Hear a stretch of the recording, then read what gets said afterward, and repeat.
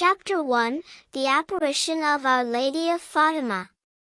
Once upon a time, many years ago, in Portugal, there were 3 children named Lucia, Francisco, and Jacinta.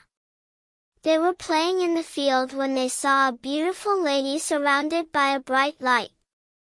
She introduced herself as Our Lady of Fatima and asked them to come back to the same place next month.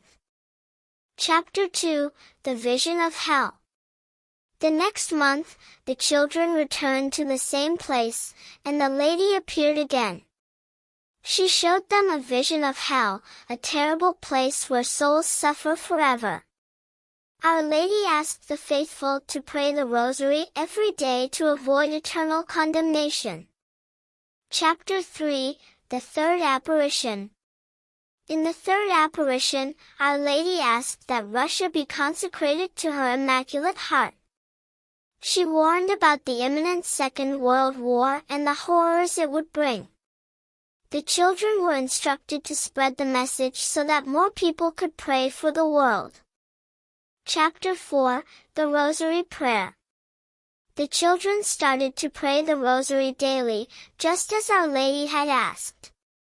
They dedicated themselves to spreading the message of Fatima so that other people could also pray and repent of their sins. Chapter 5, The Persecution. Not everyone believed in the children and their vision of Our Lady. They were ridiculed and persecuted by some people in the town. But they didn't give up and continued to spread the message of Fatima. Chapter 6, The Disclosure of the Third Secret. Many years later, the Vatican finally disclosed the third secret of Fatima. It spoke about a bishop dressed in white walking through a city in ruins, surrounded by soldiers and armed people.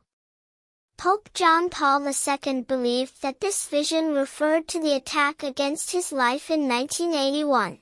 Chapter 7, The Consecration of Russia.